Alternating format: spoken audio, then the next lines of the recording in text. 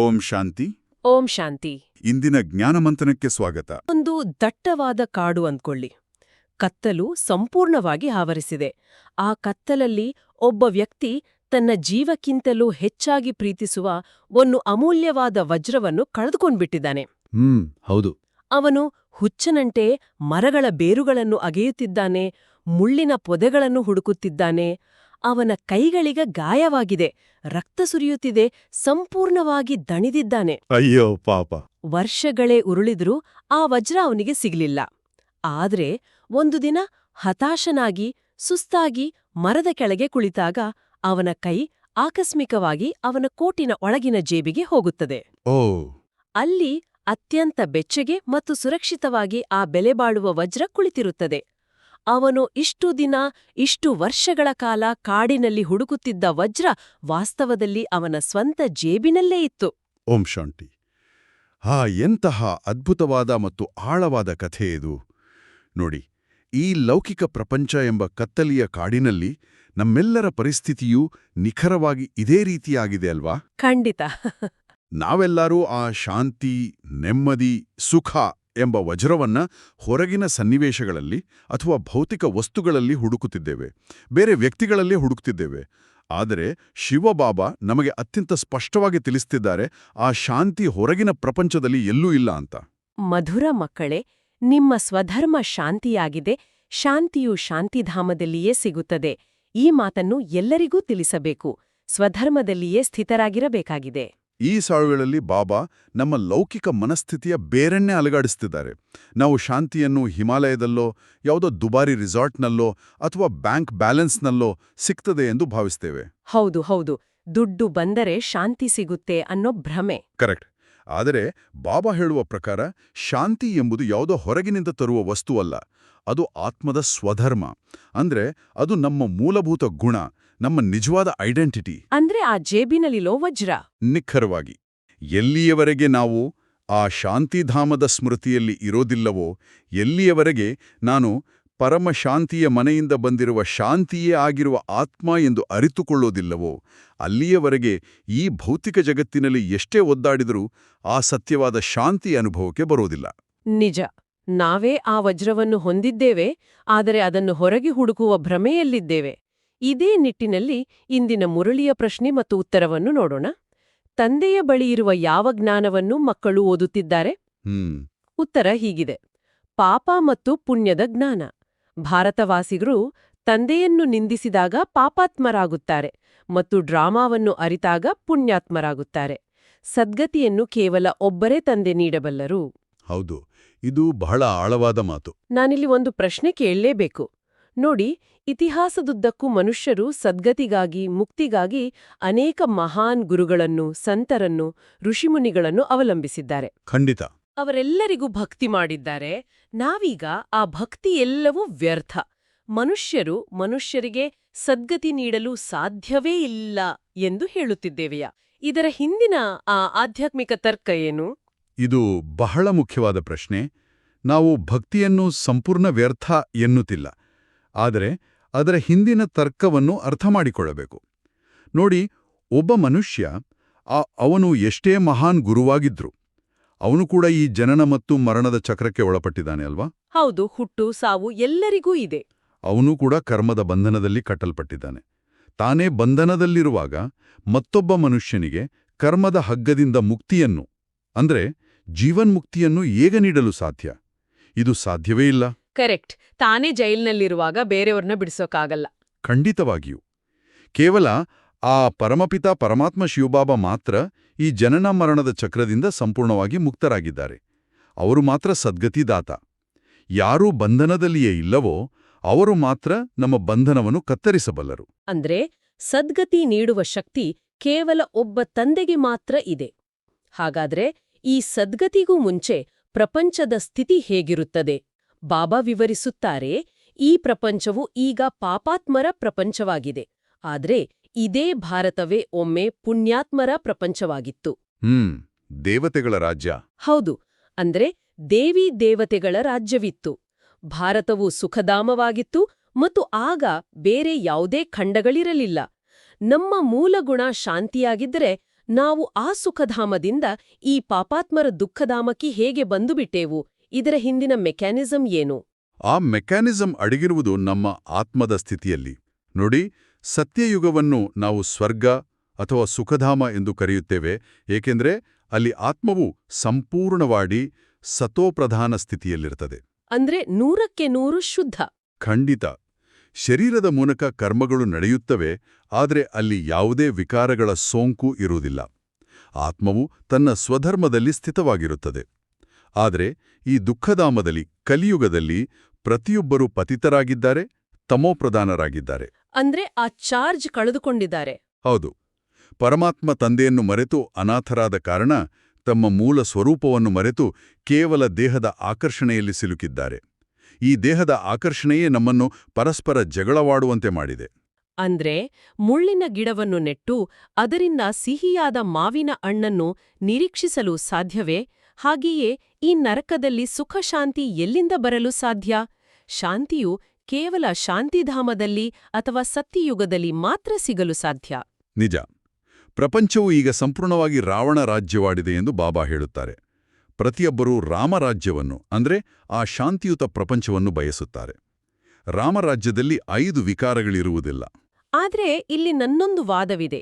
ಬಾಬಾ ವಿಶೇಷವಾಗಿ ಮೊದಲನೆಯ ವಿಕಾರವಾದ ದೇಹಾಭಿಮಾನದ ಬಗ್ಗೆ ಬಹಳ ಎಚ್ಚರಿಕೆ ನೀಡುತ್ತಾರೆ. ಆದ್ರೆ ಇಂದಿನ ಲೌಕಿಕ ಪ್ರಪಂಚದಲ್ಲಿ, ಆ ಕಾರ್ಪೊರೇಟ್ ಜಗತ್ತಿನಲ್ಲಿ ನಮ್ಗೆ ಕಲಿಸೋದೇ ದೇಹಾಭಿಮಾನವನ್ನಲ್ವಾ? ಹೌದು ಹೌದು, ನೀವು ಪ್ರಮೋಟ್ ಮಾಡ್ಕೋ ಅಂತಾರೆ. ಅದೇ, ನಿಮ್ಮ ಬ್ರ್ಯಾಂಡ್ ಬಿಲ್ಡ್ ಮಾಡಿ, ನಿಮ್ಮ ಅಂತಸ್ತು, ನಿಮ್ಮ ಸಂಪತ್ತನ್ನು ಹೆಮ್ಮೆಯಿಂದ ಪ್ರದರ್ಶಿಸಿ ಎಂದು ಹೇಳುತ್ತಾರೆ. ಲೌಕಿಕ ಯಶಸ್ಸಿಗೆ ಇದು ಬೇಕು ಎನ್ನುತ್ತಾರೆ. ಹಾಗಿದ್ದಾಗ ಬಾಬಾ ಇದನ್ನು ಎಲ್ಲಾ ದುಃಖಗಳ ಬೇರು ಎಂದು ಏಕೆ ಕರೆಯುತ್ತಾರೆ? ಲೌಕಿಕ ದೃಷ್ಟಿಯಲ್ಲಿ ಅದು ಯಶಸ್ಸು ಅನಿಸಬಹುದು. ಆದರೆ ಜ್ಞಾನದ ದೃಷ್ಟಿಯಲ್ಲಿ ಆ ದೇಹಾಭಿಮಾನ ಹೇಗೆ ಕೆಲಸ ಮಾಡುತ್ತದೆ ಎಂದು ಸ್ವಲ್ಪ ಆಳವಾಗಿ ಯೋಚಿಸಿ. ಎಲ್ಲಿಯವರೆಗೆ ನಾವು ನಮ್ಮನ್ನು ಕೇವಲ ಈ ಭೌತಿಕ ದೇಹ, ಅಂತಸ್ತು ಅಥವಾ ಹುದ್ದೆ ಎಂದು ಗುರುತಿಸಿಕೊಳ್ಳುತ್ತೇವೆಯೋ ಅಲ್ಲಿಯವರೆಗೆ ನಮ್ಮ ನಿರೀಕ್ಷೆಗಳು ಅಪರಿಮಿತವಾಗಿರುತ್ತವೆ. ನಮಗೆ ಯಾವಾಗ್ಲೂ ಇನ್ನೊಬ್ರಿಂದ ಗೌರವ ಬೇಕು ಅಂತ ಅನಿಸ್ತಾ ಇರುತ್ತೆ. ಕರೆಕ್ಟ್. ನಮಗೆ ಇತರರಿಂದ ಗೌರವ ಬೇಕು, ಮನ್ನಣೆ ಬೇಕು. ಯಾರಾದರೂ ನಮ್ಮ ಆ ಬ್ರ್ಯಾಂಡನ್ನು ಅಥವಾ ಅಹಂಕಾರವನ್ನು ಸ್ವಲ್ಪ ಘಾಸಿಗೊಳಿಸಿದರೆ ಏನಾಗುತ್ತದೆ? ತಕ್ಷಣವೇ ಕ್ರೋಧ ಹುಟ್ಟಿಕೊಳ್ಳುತ್ತದೆ. ನಮಗೆ ಇನ್ನಷ್ಟು ಬೇಕು ಎಂಬ ಆಸೆ ಹುಟ್ಟಿದಾಗ ಲೋಭ ಶುರುವಾಗುತ್ತದೆ. ಅಂದ್ರೆ ಒಂದಕ್ಕೊಂದು ಲಿಂಕ್ ಇದೆ. ಖಂಡಿತ. ದೇಹಾಭಿಮಾನಿಗಳು ಎಷ್ಟೇ ಯಶಸ್ವಿಯಾಗಿದ್ದರೂ ಯಾರಿಗೂ ಸುಖ ನೀಡಲು ಸಾಧ್ಯವಿಲ್ಲ. ಕೇವಲ ದುಃಖವನ್ನೇ ನೀಡುತ್ತಾರೆ. ಇದು ಬಿಲ್ಕುಲ್ ಸತ್ಯ. ಇಂದು ಪ್ರಪಂಚದಲ್ಲಿ ನಾವು ನೋಡಬಹುದು, ಆ ಲಕ್ಷಾಧೀಶರು, ಕೋಟ್ಯಾಧೀಶರು ಸಹ ಒಳಗೊಳಗೆ ಅಶಾಂತಿಯಿಂದ ನಿದ್ರೆಯಿಲ್ಲದೆ ಬಳಲುತ್ತಿದ್ದಾರೆ. ಇದೆಲ್ಲವೂ ಮಾಯೆಯ ಆಡಂಬರವಾಗಿದೆ. ಮತ್ತು ಈ ಮಾಯೆಯ ರಾಜ್ಯವನ್ನು ವಿನಾಶ ಮಾಡಲು ಮಹಾಭಾರತ ಯುದ್ಧ ಸನ್ಮುಖದಲ್ಲಿದೆ ಎಂದು ಬಾಬಾ ಸ್ಪಷ್ಟಪಡಿಸುತ್ತಾರೆ. ಮನುಷ್ಯರು ಭಕ್ತಿ ಮಾಡುತ್ತಾ ಮಾಡುತ್ತಾ ವಾಸ್ತವದಲ್ಲಿ ಕೆಳಗೆ ಬರುತ್ತಾರೆ ಎಂಬ ಎಚ್ಚರಿಕೆಯನ್ನು ಬಾಬಾ ನೀಡುತ್ತಾರೆ. ಹೌದು. ಭಕ್ತಿ ಮಾರ್ಗದಲ್ಲಿ ನಾವು ಮೇಲೇರುತ್ತಿದ್ದೇವೆ ಎಂದು ಭಾವಿಸುತ್ತೇವೆ. ಆದರೆ ವಾಸ್ತವದಲ್ಲಿ ಗೀತೆಯ ಭಗವಂತನಿಂದ ಸಿಕ್ಕ ಆ 21 ಜನ್ಮಗಳ ಸ್ವರ್ಗದ ರಾಜ್ಯವು ದ್ವಾಪರಯುಗದಿಂದ ಕಲಿಯುಗಕ್ಕೆ ಬಂದಾಗ ನಿಧಾನವಾಗಿ ಇಳಿಯುವ ಕಲೆಯಲ್ಲಿ ಸಾಗಿತು. ಅರಿವಿಲ್ಲದೆಯೇ 5 ವಿಕಾರಗಳ ಬಲೆಗೆ ಸಿಲುಕಿ ನಾವೆಲ್ಲರೂ ತಮೋಪ್ರಧಾನರಾಗಿ ಬಿಟ್ಟೇವಿಯಲ್ವಾ? ಅದೇ. ಬಾಬಾ ಇಲ್ಲಿ ಒಂದು ಸುಂದರವಾದ ರೂಪಕವನ್ನು ಬಳಸುತ್ತಾರೆ. ಭಾರತಕ್ಕೆ 5 ವಿಕಾರಗಳ ರೂಪದ ಗ್ರಹಣ ಹಿಡಿದಿದೆ. ನಾವು ಈ ವಿಕಾರಗಳನ್ನು ದಾನ ಮಾಡದೆ 16 ಕಲಾ ಸಂಪೂರ್ಣರಾಗಲು ಸಾಧ್ಯವೇ ಇಲ್ಲ ಎನ್ನುತ್ತಾರೆ. ಹೌದು. ಇಲ್ಲಿ ನನ್ಗೊಂದು ಸ್ಪಷ್ಟತೆ ಬೇಕು. ಈ 16 ಕಲಾ ಸಂಪೂರ್ಣ ಅನ್ನೋದು ಬಹಳ ತಾಂತ್ರಿಕ ಪದದಂತೆ ಕಾಣುತ್ತದೆ. ದೈನಂದಿನ ಜೀವನದ ದೃಷ್ಟಿಯಲ್ಲಿ ಇದರ ಅರ್ಥವೇನು? ಮತ್ತು ಈ ವಿಕಾರಗಳನ್ನು ದಾನ ಮಾಡುವುದು ಎಂದರೆ ವಾಸ್ತವದಲ್ಲಿ ನಾವು ಏನು ಮಾಡಬೇಕು? 16 ಕಲಾ ಸಂಪೂರ್ಣ ಎಂದರೆ ಆತ್ಮವು 100ಕ್ಕೆ 100 ಶುದ್ಧ ಆಧ್ಯಾತ್ಮಿಕ ದಕ್ಷತೆಯಿಂದ ಕೆಲಸ ಮಾಡುವುದು. ಯಾವುದೇ ಹೊರಗಿನ ಪ್ರಭಾವ, ಅತಿಯಾದ ಯೋಚನೆಗಳು, ಅಸೂಯೆ ಅಥವಾ ಅಹಂಕಾರಗಳಿಂದ ಕಲುಷಿತಗೊಳ್ಳದೆ ಸಂಪೂರ್ಣವಾಗಿ ಚಾರ್ಜ್ ಆಗಿರುವ ಬ್ಯಾಟರಿಯಂತೆ ಇರುವುದು. Wow, full charged battery. ಹೌದು. ಆದರೆ ಈಗ ಆ ವಿಕಾರಗಳ ಗ್ರಹಣದಿಂದ ನಮ್ಮ ಬ್ಯಾಟರಿ ಡಿಸ್ಚಾರ್ಜ್ ಆಗಿದೆ. ಇದನ್ನು ಮರಳಿ ಪಡೆಯಲು ದಾನ ಮಾಡಬೇಕು. ಲೌಕಿಕದಲ್ಲಿ ದಾನ ಎಂದರೆ ಹಣ, ಬಟ್ಟೆ ಕೊಡುವುದು ಅಲ್ವಾ? ಯಾರಿಗಾದ್ರೂ ಸಹಾಯ ಮಾಡೋದು. ಆದರೆ ಆಧ್ಯಾತ್ಮಿಕ ಪುರುಷಾರ್ಥದಲ್ಲಿ ದಾನ ಎಂದರೆ ನಮ್ಮೊಳಗಿರುವ ಕಾಮ, ಕ್ರೋಧ, ಲೋಭ, ಮೋಹ, ಅಹಂಕಾರಗಳನ್ನು ಆ ಯೋಗಾಗ್ನಿಯಲ್ಲಿ ಸಂಪೂರ್ಣವಾಗಿ ಭಸ್ಮ ಮಾಡುವುದು. ಆ ಕೆಟ್ಟ ಗುಣಗಳನ್ನು ಶಾಶ್ವತವಾಗಿ ತ್ಯಜಿಸುವುದೇ ನಿಜವಾದ ದಾನ. ಅಂದ್ರೆ ರಾವಣನು ನಮಗೆ ಈ ರೋಗ, ದಿವಾಳಿತನ, ಕಳ್ಳತನದಂತಹ ವಿಕಾರಗಳನ್ನು ನೀಡಿ ಸದಾ ದುಃಖಿಯನ್ನಾಗಿ ಮಾಡುತ್ತಾನೆ. ಆದ್ರೆ ತಂದೆ ಆ ಯೋಗಾಗ್ನಿಯ ಮೂಲಕ ನಮ್ಮನ್ನು ಪಾವನರನ್ನಾಗಿ ಮಾಡಿ ಸದಾ ಸುಖಿಯನ್ನಾಗಿ ಮಾಡುತ್ತಾರೆ. ಖಂಡಿತ. ಆದ್ದರಿಂದಲೇ ಸದ್ಗತಿಯೆಂದ್ರೆ ಕೇವಲ ಮುಕ್ತಿ, ಜೀವನ್ಮುಕ್ತಿಯಾಗಿದೆ. ಇನ್ನು ಬಾಬಾ ಇತಿಹಾಸದ ಕುರಿತು ಬಹಳ ಆಸಕ್ತಿದಾಯಕ ಅಂಶವನ್ನು ತರುತ್ತಾರೆ. ಹಳೆಯ ದೆಹಲಿ ಮತ್ತು ಹೊಸ ದೆಹಲಿಯ ಬಗ್ಗೆ ಬಾಬಾ ನೀಡಿದ ದೃಷ್ಟಾಂತವನ್ನು ಗಮನಿಸಿ. ಓ, ಇದು ಬಹಳ ಇಂಟ್ರೆಸ್ಟಿಂಗ್ ಆಗಿದೆ. ಜಮುನಾ ತೀರದಲ್ಲಿದ್ದ ಆ ಫರಿಸ್ತಾನ ಅಂದ್ರೆ ಸತ್ಯಯುಗದ ಲಕ್ಷ್ಮೀನಾರಾಯರ ರಾಜ್ಯವನ್ನು ಇಂದಿನ ಲೌಕಿಕ ಸರ್ಕಾರಗಳ ಇತಿಹಾಸ ಪುಸ್ತಕಗಳು ಕಲಿಸುವುದಿಲ್ಲ. ಅವರಿಗೆ ಕೇವಲ ಇಸ್ಲಾಮೀ ಅಥವಾ ಬೌದ್ಧಿಯರು ಯಾವಾಗ ಬಂದ್ರು ಎಂಬ ಅಪೂರ್ಣ ಇತಿಹಾಸ ಮಾತ್ರ ತಿಳಿದಿದೆ. ಇದು ಏಕೆ ಹೀಗಾಯಿತು?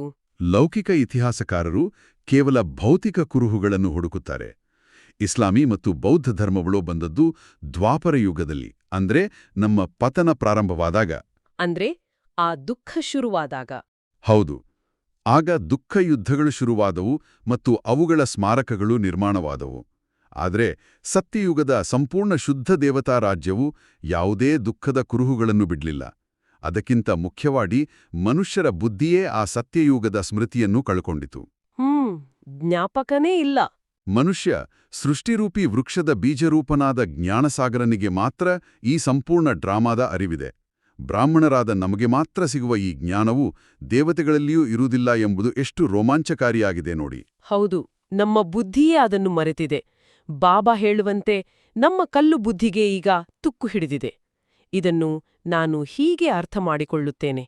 ಆ ನಮ್ಮ ಬುದ್ಧಿ ಎಂಬುದು ಒಂದು ಅತ್ಯಾಧುನಿಕ ಸ್ಮಾರ್ಟ್ಫೋನ್ನ ಆಪರೇಟಿಂಗ್ ಸಿಸ್ಟಮ್ ಇದ್ದಂತೆ. ಒಳ್ಳೆ ಉದಾಹರಣೆ. ಆದ್ರೆ ಸಾವಿರಾರು ವರ್ಷಗಳಿಂದ ನಾವು ಅದರಲ್ಲಿ 5 ವಿಕಾರಗಳೆಂಬ ವೈರಸ್ ಅಥವಾ ಮಾಲ್ವೇರ್ಗಳನ್ನು ಡೌನ್ಲೋಡ್ ಮಾಡ್ಕೊಂಡಿದ್ದೇವೆ. ಅಹಂಕಾರ, ದುರಾಸೆ, ಮೋಹ ಎಂಬ ಆ ಬ್ಯಾಕ್ಗ್ರೌಂಡ್ ಆಪ್ಗಳು ಸದಾ ರನ್ ಆಗ್ತಲೇ ಇರ್ತವೆ. ಖಂಡಿತ. ಇದರಿಂದ ಫೋನ್ ಸ್ಲೋ ಆಗುತ್ತೆ. ಅದೇ, ಇದರಿಂದಾಗಿ ನಮ್ಮ ಶಾಂತಿ ಎಂಬ ಬ್ಯಾಟರಿ ಬೇಗನೆ ಡ್ರೇನ್ ಆಗಿ ನಾವು ದುಃಖಿಗಳಾಗುತ್ತಿದ್ದೇವೆ.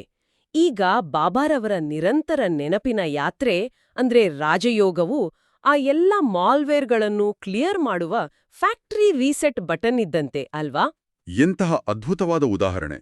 ನಿಖರವಾಗಿ ಇದೇ ಪ್ರಕ್ರಿಯೆ ನಡೆಯುತ್ತಿದೆ.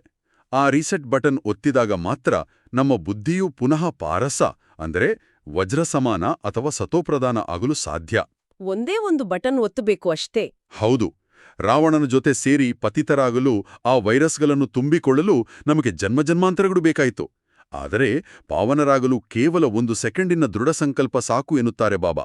ಆದರೆ ಎಲ್ಲರೂ ಆ ರೀಸೆಟ್ ಬಟನ್ ಅನ್ನು ಏಕೆ ಒತ್ತುದಿಲ್ಲ? ಬಾಬಾ ತಮ್ಮನ್ನು ಬಡವರ ಬಂಧು ಎಂದು ಏಕೆ ಕರೆದುಕೊಳ್ಳುತ್ತಾರೆ? ಸಾಹುಕಾರರಿಗೆ ಅವರ ಸಂಪತ್ತಿನ ಅಂದರೆ ದೇಹಾಭಿಮಾನದ ನಶೆ ಇರುತ್ತದೆ. ಆದ್ದರಿಂದ ಅವರು ಈ ಜ್ಞಾನವನ್ನು ಸುಲಭವಾಗಿ ಸ್ವೀಕರಿಸುವುದಿಲ್ಲ ಎನ್ನುತ್ತಾರೆ ಬಾಬಾ. ಏಕೆಂದರೆ ಭೌತಿಕ ಸಂಪತ್ತು ಅಹಂಕಾರದ ಒಂದು ದಪ್ಪನೆಯ ಪರದೆಯನ್ನು, ಒಂದು ಭ್ರಮೆಯನ್ನು ನಿರ್ಮಿಸುತ್ತದೆ. ಸಾಹುಕಾರರು ತಮಗೆ ಕಾರು, ಬಂಗಲೆ, ಭದ್ರತೆ ಇದೆ, ತಮಗೆ ಯಾವ ದುಃಖವೂ ಇಲ್ಲ ಎಂದುಕೊಂಡಿರುತ್ತಾರೆ.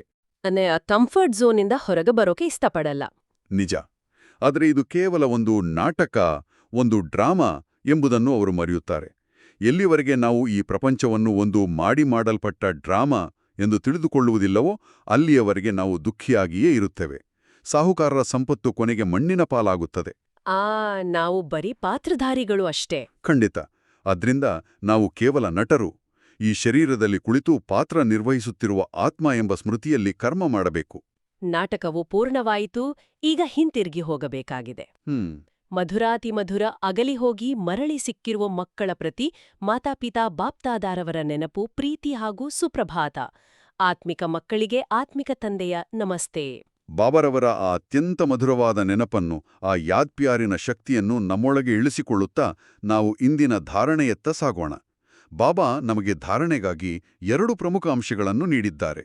ಮೊದಲನೆಯದು, ಈ ಸಂಪೂರ್ಣ ಪ್ರಪಂಚದ ಡ್ರಾಮಾದ ಜ್ಞಾನವನ್ನು ಬುದ್ಧಿಯಲ್ಲಿಟ್ಟುಕೊಂಡು ನಾವು ಈ ದುಃಖಧಾಮದಲ್ಲಿದ್ದರೂ ದುಃಖದಿಂದ ಮುಕ್ತರಾಗುವುದು, ಅಂದರೆ ಜೀವನ್ಮುಕ್ತಿಯ ಅನುಭವ ಮಾಡುವುದು. ಎರಡನೆಯದು, ಸಂಪತ್ತಿನ ನಶೆಯನ್ನು ಬಿಟ್ಟು ದೇಹಿ ಅಭಿಮಾನಿಯಾಗುವ ಪುರುಷಾರ್ಥ ಮಾಡುವುದು. ಇದನ್ನು ನಾವು ಇಂದಿನ ದಿನಚರಿಯಲ್ಲಿ ಹೇಗೆ ಅಳವಡಿಸಿಕೊಳ್ಳಬಹುದು ಎಂದು ಯೋಚಿಸಿದಾಗ, ಉದಾಹರಣೆಗೆ, ನಾನು ಕಚೇರಿಯಲ್ಲಿದ್ದೇನೆ, ಯಾವುದೋ ಒಂದು ಪ್ರಮುಖ ಪ್ರಾಜೆಕ್ಟ್ ವಿಫಲವಾಗುತ್ತದೆ, ಅಥವಾ ನನ್ನ ಸಹೋದ್ಯೋಗಿ ನನ್ನ ಕೆಲಸದ ಕ್ರೆಡಿಟ್ ತೆಗೆದುಕೊಳ್ಳುತ್ತಾನೆ. ಹೌದು, ಇದು ಕಾಮನ್ ಆಗಿ ಆಗುವಂಥದ್ದು. ಆಗ ನಾನು ಆತಂಕಕ್ಕೆ ಅಥವಾ ಕೋಪಕ್ಕೆ ಒಳಗಾಗುವ ಬದಲು, ಆ ಕ್ಷಣದಲ್ಲಿ ಇದು ಕೇವಲ ಡ್ರಾಮಾದ ಒಂದು ದೃಶ್ಯ, ಪ್ರತಿಯೊಬ್ಬರ ಪಾತ್ರ ನಿಖರವಾಗಿದೆ ಎಂದು ಒಪ್ಪಿಕೊಂಡ್ರೆ ಏನಾಗುತ್ತದೆ? ಆ ಕ್ಷಣದಲ್ಲಿ ಇದು ನನಗೇಕೆ ಹೀಗಾಗುತ್ತಿದೆ ಎಂಬ ಆ ನಕಾರಾತ್ಮಕ ಯೋಚನೆಗಳ ಸರಣಿ ತುಂಡರಿಸಲ್ಪಡುತ್ತದೆ. ನೀವು ಆ ಸನ್ನಿವೇಶದ ವಿಷವನ್ನು ನಿಮ್ಮೊಳಗೆ ತೆಗೆದುಕೊಳ್ಳೋದಿಲ್ಲ. ಅಂದ್ರೆ ನಾವು ರಿಯಾಕ್ಟ್ ಮಾಡಲ್ಲ. ಕರೆಕ್ಟ್. ಬದಲಾಗಿ ಒಬ್ಬ ನಿರ್ಲಿಪ್ತ ವೀಕ್ಷಕನಂತೆ ಸಾಕ್ಷಿ ಸ್ಥಿತಿಯಲ್ಲಿರ್ತೀರಿ. ಆ ಸವಾಲಿನ ಮಧ್ಯೆಯೂ ನಿಮ್ಮ ಮನಸ್ಸು ಹಗುರವಾಗಿರುತ್ತದೆ. ಆ ಸ್ಥಿತಿಯೇ ನಿಜವಾದ ಜೀವನ್ಮುಕ್ತಿ. ವಾವ್! ಇದು ಇಂದಿನ ವರದಾನಕ್ಕೆ ನಮ್ಮನ್ನು ನೇರವಾಗಿ ಕೊಂಡೊಯ್ಯುತ್ತದೆ.